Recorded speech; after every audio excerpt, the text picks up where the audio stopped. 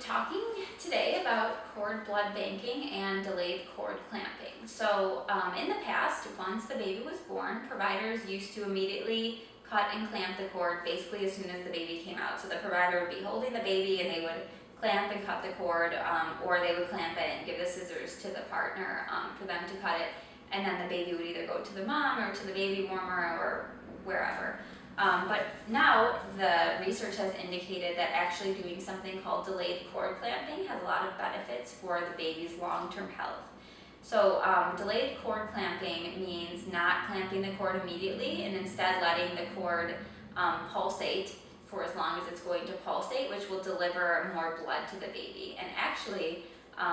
if you wait until the cord stops pulsing, which means that your baby has received a full transfusion of blood from the placenta, your baby can get up to a pint of additional blood in comparison to a baby whose cord was clamped and cut immediately. And studies have shown that babies who have delayed cord clamping are less likely to be anemic at a year of age. Usually at 1 year, most pediatricians or family doctors will check the baby's iron levels, and they're finding that when they get this extra blood as newborns, they're actually better off even a year later in terms of their iron status.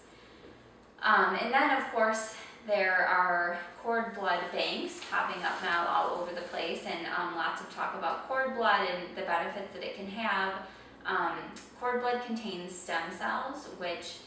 is basically a type of cell that can grow into any kind of cell in the body, depending on where in development it is. So theoretically, stem cells can be used for things like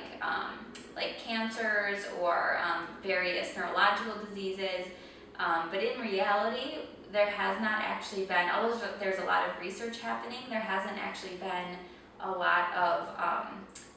solid use of these stem cells quite yet. So the potential benefit of cord blood banking is that if your child did have a problem, you have this cord blood banked and perhaps you would be able to use it. However, it's really not for sure at this point, since not enough research has been done. So it's one of those things that you're basically covering yourself just in case. It can be pretty expensive, so usually you'll get a kit which has everything in it that you need to collect that, for your provider to collect that blood afterward, and then someone will pick that kit up, and so you have to pay for the initial collection, and then you also have to pay a storage fee on a yearly basis, and that depends on the company and exactly what you're storing, whether it's an actual piece of the cord or cord blood or both, but can range from about $500 to $1,000 a year usually. So it's kind of up to you if you feel like that's a worthwhile investment or not.